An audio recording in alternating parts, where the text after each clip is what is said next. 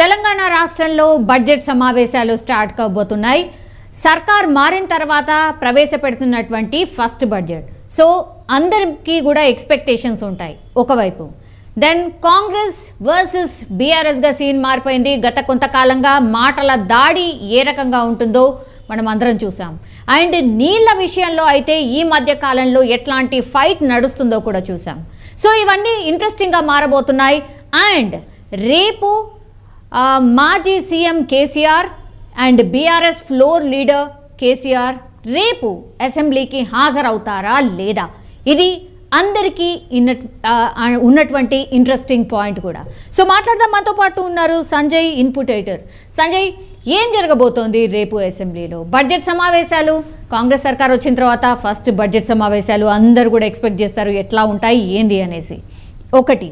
Then BRS floor leader KCR for the first time అసెంబ్లీకి వస్తారని అందరూ ఎక్స్పెక్ట్ చేస్తున్నారు. రాబోతున్నారా, రావట్లేదా?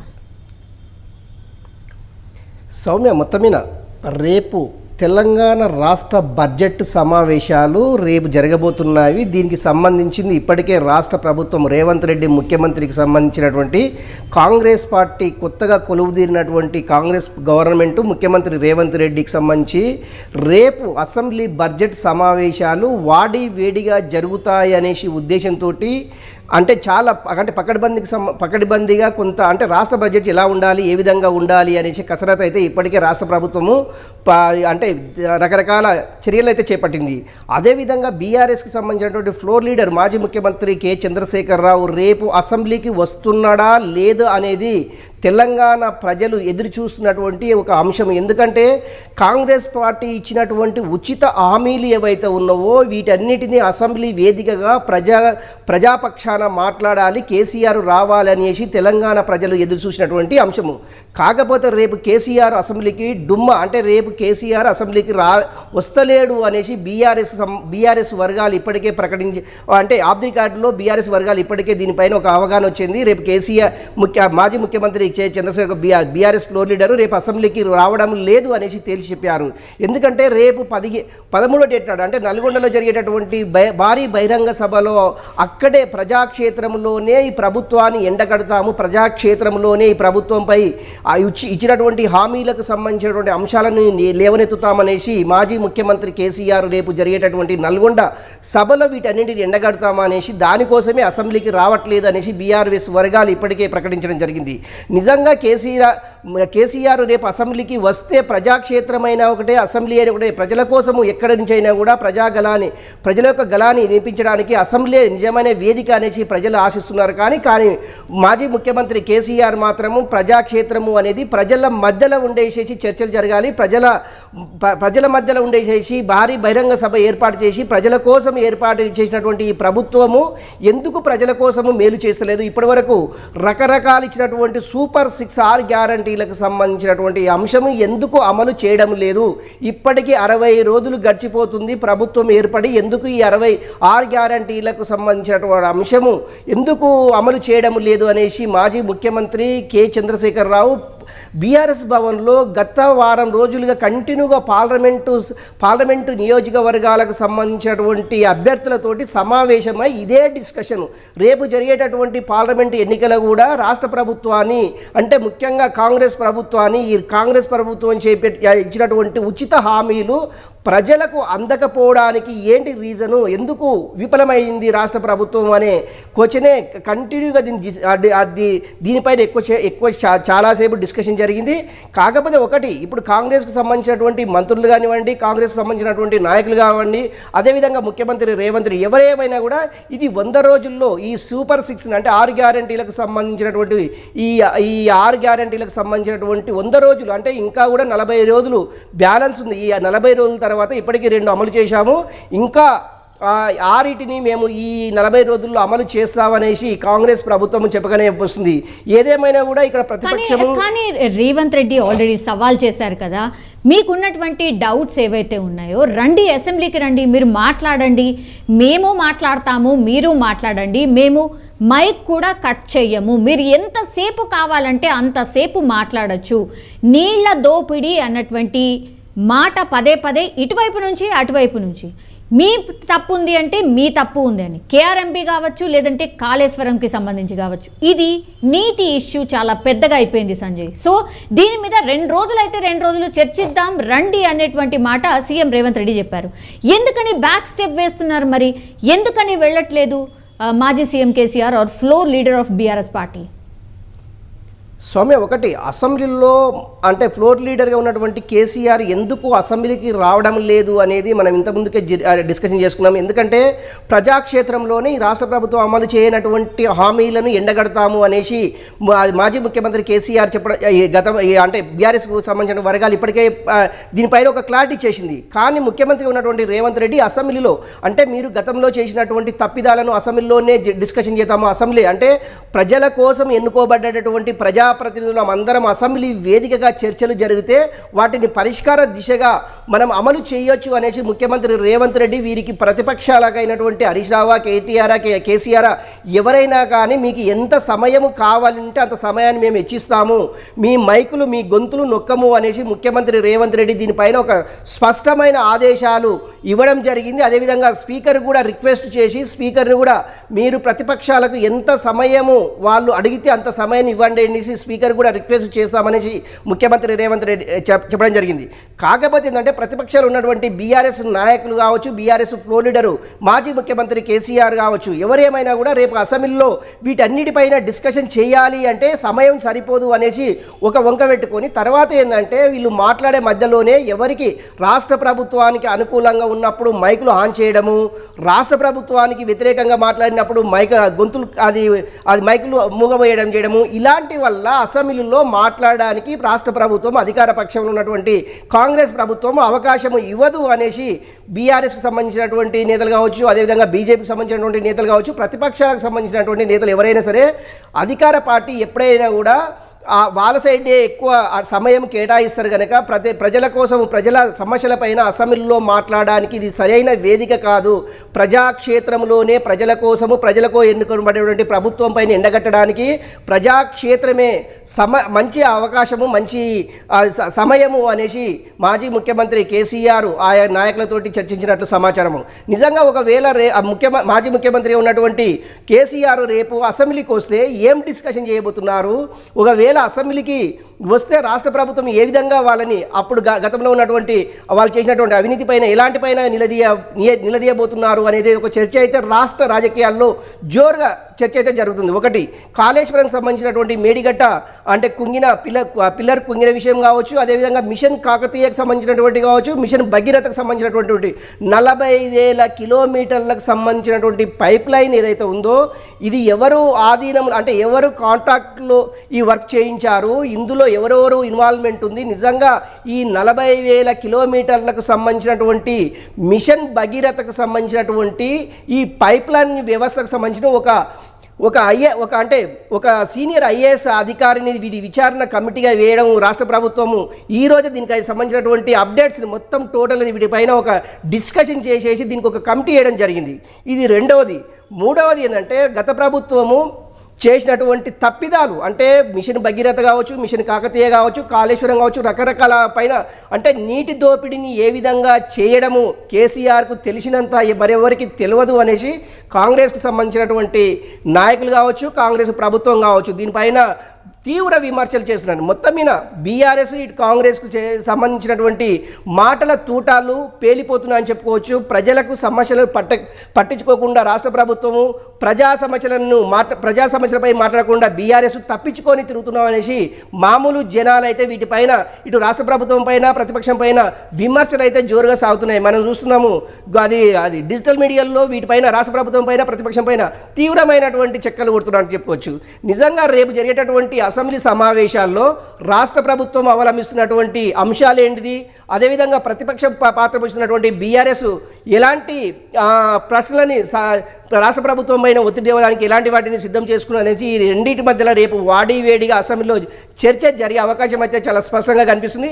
ఏదేమైనా కూడా రాష్ట్ర ప్రభుత్వం పైన అన్ని డిపార్ట్మెంట్ల పైన ఒక ఎంక్వైరీ, ప్రతి డిపార్ట్మెంట్ పైన అయితే ఒక ఎంక్వైరీ కమిటీలు వేశాము. ఈ ఎంక్వైరీ కమిటీలు వచ్చేటటువంటి రిపోర్టు ఆధారంగానే ఆ నాయకుల పైన అధికారుల పైన యాక్షన్ ఉంటుందనేసి రాష్ట్ర ముఖ్యమంత్రి రేవంత్ రెడ్డి చెప్పాడు. నిజంగా కూడా రేపు జరిగేటటువంటి అసెంబ్లీ సమావేశాల్లో ప్రతిపక్షంలో ఉన్నటువంటి బీఆర్ఎస్ పైన ఎలాంటి ఒత్తిడి ఉండబోతుంది, ఎలాంటి అంశాలను లేవనెత్తబోతున్న అంశం అయితే రాష్ట్ర ప్రజానీకం అయితే ఎదురు చూస్తుందని చెప్పుకోవచ్చు. Soumya, yes Sanjay, definitely assembly సమావేశాలు ఎన్ని రోజులు ఉంటాయో అన్ని రోజులు కూడా మాటల యుద్ధం అయితే డెఫినెట్లీ ఉండబోతోంది. అది ఒక విషయం పక్కన పెడితే సంజయ్, ఆఫ్టర్ అసెంబ్లీ సమావేశాలు కొనసాగుతుండగానే ఇప్పుడు నల్గొండలో బీఆర్ఎస్ 13వ తారీఖున బహిరంగ సభ అని ఆల్రెడీ అనౌన్స్ చేసిన పరిస్థితి కనిపిస్తోంది. ఇంకో ఇన్నర్ ఇన్ఫర్మేషన్ కాంగ్రెస్ పార్టీ నుంచి ఏం తెలుస్తోంది అంటే, ఆ రోజే 2 హామీలు ఏవైతే ప్రకటించారో ప్రియాంక గాంధీని అదే రోజు పిలిపించి ద సేమ్ నల్గొండ వేదికగానే అక్కడే సభ పెట్టబోతున్నారు అనేది కూడా వినిపిస్తోంది. నిజంగా ఇది జరగబోతోందా? ఒకటి సౌమ్య, అంటే కేసీఆర్ అంటే జలదోపిడికి సంబంధించినటువంటి అంశాలను రాష్ట్ర ప్రభుత్వం అవలంబిస్తున్నటువంటి తీరుపైన భారీ బహిరంగ సభ నల్గొండలో అనుమతి కావాలని రాష్ట్ర ప్రభుత్వానికి కోరంతో నల్గొండ జిల్లాకు సంబంధించినటువంటి ఎస్పీ దీప్తి ఎవరైతే ఉన్నారో ఇక్కడ యాక్షన్ 30 ఈ సంబంధించినటువంటి సభలు సమావేశాలు ఏర్పాటు చేయడానికి అనుమతి లేదు అనేసి ఆమె కరాఖండిగా చెప్పడం జరిగింది. అదిలోనే వెంటనే ఆమె సాయంత్రానికల్లా ఏం లేదు, మీరు అనుమతి ఉంది అనేసి ఎప్పుడైతే అక్కడ నల్గొండ ఎస్పీ గారు చెప్పిన వెంటనే ఆ సభకు సంబంధించినటువంటి ఏర్పాట్లపైన అప్పటికే బీఆర్ఎస్ నాయకులు చాలా భారీ ఎత్తున చేస్తారు. ఎందుకంటే మొదటిసారిగా మాజీ ముఖ్యమంత్రి మొదటిసారిగా ఆయన బహిరంగ సభ ఎలా ఉండబోతుంది అనే అంశంపైన అయితే అక్కడ రాష్ట్ర ప్రజానీకం అయితే ఎదురు చూస్తున్నటువంటి అంశము. ఒకటి, కేసీఆర్ మాటల తూటాలు అందరికీ తెలిసిన విషయమే. ఆయన అంటే నిజంగా కూడా రాష్ట్ర ప్రభుత్వము ఇచ్చినటువంటి హామీలపైనే మెయిన్గా ఫోకస్ చేసేసి 6 గ్యారంటీలకు సంబంధించిన అంశము నల్గొండ భారీ బహిరంగ సభల్లో ప్రజావేదికగా ఈ ప్రభుత్వాన్ని ఎండగట్టడానికి కేసీఆర్ చేసినటువంటి ఈ బహిరంగ సభని అని చెప్పుకోవచ్చు. అందులో భాగంగా అదే రోజు ప్రియాంక గాంధీ అంటే గతంలో ముఖ్యమంత్రి రేవంత్ రెడ్డి చెప్పినట్లు రేపు అంటే ఈ 500 రూపాయలకు సిలిండర్కు సంబంధించిన అంశం ఏదైతే ఉందో దీనిపైన వీటన్నిటిపైన ఇప్పటికే కసరత్తు మొదలైంది. కసరత్తుకు సంబంధించినటువంటి రాష్ట్ర ప్రభుత్వం ఒక ప్రణాళిక తయారు చేసింది. ఈ ప్రణాళికల్లో ఎంతమంది సబ్సిడీ గ్యాస్కు అర్హులు అనేది మొత్తం లిస్ట్ అవుట్ చేసింది. లిస్ట్ అవుట్కు సంబంధించినటువంటి ప్రియాంక గాంధీని నల్గొండ జిల్లాకు పిలిపించి నల్గొండ జిల్లా నుంచే ఈ 500 రూపాయల గ్యాస్ సిలిండర్కు సంబంధించినటువంటి ఆమె చేతుల మీదుగానే మహిళలకు అందించే కార్యక్రమాన్ని రాష్ట్ర ప్రభుత్వము అలా యోచిస్తుంది. ఒక్కటి. రెండవది ఏంటంటే కాంగ్రెస్ ప్రభుత్వములు ఏర్పడ్డ తర్వాత రెండోసారి అధికారంలోకి వచ్చిన తర్వాత ఒకటి ఫస్ట్ రెండు అమలు చేయడం జరిగింది. మూడవది ఈ 500 రూపాయలకు సంబంధించినటువంటి సిలిండర్ ఏదైతే ఉందో ప్రియాంక గాంధీ చేతుల మీదుగా అందరికీ అందించాలని ఒక ఉద్దేశంతో ప్రియాంక గాంధీని 13వ డేట్ నాడే నల్గొండకు పిలవడం జరుగుతుందనేసి కాంగ్రెస్ వర్గాలు ఇప్పటికే కొంత కాంగ్రెస్ గాంధీ భవన్లో చెక్కలు కొడుతున్నటువంటి అంశము. నిజంగా ఒక పక్క మాజీ ముఖ్యమంత్రి కేసీఆర్ భారీ బహిరంగ సభ, మరో పక్క రాష్ట్ర ప్రభుత్వము ఉచిత 500 రూపాయల సిలిండర్ సంబంధించిన ప్రియాంక గాంధీ భారీ బహిరంగ సభ, ఈ రెండిటికి ఎలా కుదురుతుంది అనేసి పోలీసులు తలమునకలు అవుతుందని చెప్పుకోవచ్చు. నిజంగా కూడా ఓ పక్కన అధికార పక్షము, మరో పక్కన ప్రతిపక్షం చేస్తున్నటువంటి ఈ అడావుడి అంటే నల్గొండ పోలీసులు అయితే అడలెత్తిస్తున్నారని చెప్పుకోవచ్చు. ఒకటి సౌమ్య. రెండవది ఏంటంటే సెక్యూరిటీకి సంబంధించినటువంటి ఇటు అది ప్రతిపక్షం చేస్తున్నటువంటి కేసీఆర్ బహిరంగ సభ, అదేవిధంగా ప్రియాంక గాంధీ వస్తున్న భారీ బహిరంగ సభకు సంబంధించినటువంటి రాష్ట్ర ప్రభుత్వం ఇప్పటి వరకు అయితే అంటే ఒకటి అధికారికంగా ప్రకటన అయితే ఇక్కడ చేయలేదు. కాకపోతే గాంధీ భవన్లో ఈ యొక్క 500 సిలిండర్ సబ్సిడీ సిలిండర్కి సంబంధించినటువంటి గాంధీ భవన్లో చెక్కలు అయితే కొడుతుందని చెప్పుకోవచ్చు. సౌమ్య, ఇప్పుడు ఇద్దరు నాయకులు కూడా పెద్ద నాయకులు. సో అటు ప్రతిపక్ష నాయకుడు ఎవరైతే ఉన్నారో బీఆర్ఎస్ అధినేత KCR for the first time నల్గొండకు వెళ్ళబోతున్నారు. దెన్ ఇప్పుడు ప్రియాంక గాంధీ ఏమో హామీల్లో భాగంగా ఆమె కూడా అక్కడికి రాబోతోంది. ఇద్దరు పెద్ద లీడర్స్. ఒక నల్గొండ అనేది ఒక చిన్న డిస్ట్రిక్ట్ అనుకోవచ్చు. సో నిజంగానే మీరన్నట్టుగా సభలకు వెళ్ళేటప్పుడు ఎంత పెద్ద ఎత్తున మంది మార్బలం ఉంటారు ఆర్ ప్రజలు వెళ్ళబోతున్నారు మీకు అందరికీ తెలుసు. అండ్ సిటీకి కూడా చాలా దగ్గరగా ఉంటుంది నల్గొండ. సో ఎట్లా మేనేజ్ అవుతుంది? నిజంగానే పాసిబిలిటీ ఎంతవరకు ఉంది? అంటే 2 సభలు కూడా ఒకటే దగ్గర పెట్టడానికి నిజంగా ఎంతవరకు పాసిబిలిటీ ఉంది సంజయ్? స్వామి ఒకటి ఆల్రెడీ అధికారికంగా బీఆర్ఎస్ అయితే ఇప్పటికే ప్రకటించింది, పోలీసు అనుమతి, ఎస్పీ అక్కడ ఉన్నటువంటి దీప్తి గారు కూడా దీనికి అనుమతి ఇవ్వడం జరిగింది. అంటే కేసీఆర్ దీనికి వచ్చి ఈ సభకు ఏర్పాట్లకు సంబంధించినటువంటి ఇప్పటికే బీఆర్ఎస్ శ్రేణులను ఆదేశించారు. బీఆర్ఎస్కి సంబంధించినటువంటి బీఆర్ఎస్ సంబంధించినటువంటి ఎక్స్ ఎమ్మెల్యేలు కావచ్చు, ఎక్స్ మినిస్టర్లు కావచ్చు, ఎక్స్ ప్రజెంట్ ఎమ్మెల్యేలు కావచ్చు, ఎవరేమైనా కూడా ఈ భారీ బహిరంగ సభలో అందరూ తోడ్పడేసి భారీ బహిరంగ సభను సక్సెస్ చేయాలి. అంటే కొత్తగా కొలువు తీరినటువంటి కాంగ్రెస్ ప్రభుత్వం పైన ఇరుచుకుపడడానికి ఒక ప్రజా వేదిక అనేసి కేసీఆర్ చెప్పారు. అందులో భాగంగానే ఇక్కడ ఏర్పాటు చేస్తున్నటువంటి ఈ భారీ బహిరంగ సభకు తెలంగాణ ప్రజానిక మొత్తం తరలి వచ్చే అవకాశం ఉంది అనేసి బీఆర్ఎస్ శ్రేణులు చెప్పడం జరుగుతుంది. అదేవిధంగా కేసీఆర్ తలదన్నే విధంగా కేసీఆర్కు భిన్నంగా కేసీఆర్కు మాట్లాడినటువంటి మాటలకు భిన్నంగా ప్రియాంక గాంధీని పిలిపించేసి ఇంతకంటే 3 ఇంతలు ఎక్కువగా భారీ బహిరంగ ఏర్పాటు చేసి ఈ భారీ బహిరంగ సభల్లో ఎలాంటి విషయాలు మాట్లాడించాలి, ఎలాంటి హామీలను ఇప్పించాలి ప్రియాంక గాంధీతో ఒక వ్యక్తి అయితే, రెండవది ఏంటంటే ఈ 6 గ్యారంటీలకు మనం ఏదైతే ఇంతకుముందుకు మాట్లాడుకున్నట్టు సబ్సిడీ 500 సిలిండర్కి సంబంధించినటువంటి ఆమె చేతుల మీదుగా మహిళలకు అందించే కార్యక్రమాన్ని, ఈ 2 కార్యక్రమాలను ఇక్కడి నుంచే ప్రారంభించాలనేసి రేవంత్ రెడ్డి కాంగ్రెస్ పార్టీ ముఖ్యమంత్రి తెలంగాణ ముఖ్యమంత్రి ఉన్నటువంటి రేవంత్ రెడ్డి దీనిపైన ఒక ఫోకస్ అయితే చేశారు. కాకపోతే ఒకటి రాష్ట్ర ప్రభుత్వం నుంచి అధికారికంగా ఎలాంటి ప్రకటన అయితే విడుదల కాలేదు. కాకపోతే గాంధీ భవన్ చుట్టూ చెక్కలు అయితే కొడుతుంది. ప్రియాంక గాంధీ నల్గొండ రాబోతున్నారు 13వ డేట్ నాడు. 500 రూపాయల సబ్సిడీ సిలిండర్ ప్రియాంక గాంధీ చేతుల మీదుగా మహిళలకు అందజేయనున్నారు అనేసి చాలా ప్రచారం అయితే చాలా బలంగా సాగుతుంది. మూడవది ఏంటంటే పార్లమెంటు ఎన్నికలు రాబోతున్నాయి. పార్లమెంటు ఎన్నికలకు సంబంధించింది కూడా ఈ బహిరంగ సభ ద్వారానే చూసినవా. కాంగ్రెస్ ప్రభుత్వం అధికారంలోకి వచ్చి 60 రోజుల్లోనే ఇచ్చినటువంటి 6 గ్యారంటీలకు ఇప్పటికీ 3 అమలు చేశాము. 4వది నిరుద్యోగులకు ఉద్యోగ అవకాశాలు సుమారు 15,000 కానిస్టేబుల్లకు సంబంధించినటువంటి నోటిఫికేషను రేపు 15వ డేట్ నాడు రిలీజ్ కాబోతుందనేసి టీఎస్పీసీకి సంబంధించినటువంటి వర్గాలు కూడా ఒక ప్రకటన అయితే విడుదల చేసే అవకాశం ఉంది. ఏదేమైనా కూడా రాష్ట్ర ప్రభుత్వం ఇప్పించినటువంటి 6 గ్యారంటీలకు సంబంధించినటువంటి 4 గ్యారంటీలను ఈ యొక్క ప్రియాంక గాంధీ చేతుల మీదుగానే ఇచ్చాము అనేది చెప్పియడం ఒకటి.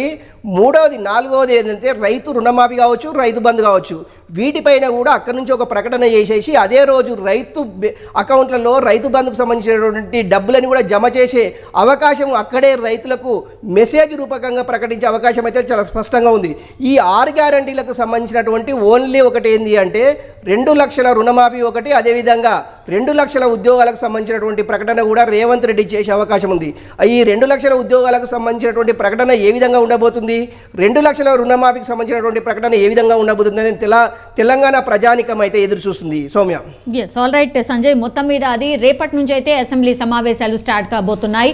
మరి బీఆర్ఎస్ ఫ్లోర్ లీడర్ కేసీఆర్ హాజరవుతారా లేదా అని అంటే చాలా మట్టుకైతే హాజరు కాకపోవచ్చు అనేదైతే మనకు ఉన్నటువంటి ఇన్ఫర్మేషన్. అండ్ ఆ తర్వాత నెక్స్ట్ జరిగే నల్గొండ బహిరంగ సభలో అంటే 13th రోజు ఏదైతే బహిరంగ సభ బీఆర్ఎస్ పార్టీ ప్లాన్ చేసిందో ఫస్ట్ అనుమతి లేదన్నారు, ఆ తర్వాత అనుమతి ఇచ్చేసాము, సో మీ ఏర్పాట్లు మీరు చేసుకోండి అన్నటువంటి మాట చెప్పారు. సో దీంట్లో కూడా ఒక స్ట్రాటజీ ఫాలో కాబోతోంది కాంగ్రెస్ పార్టీ. అదే రోజు ప్రియాంక గాంధీని తీసుకొచ్చి అక్కడే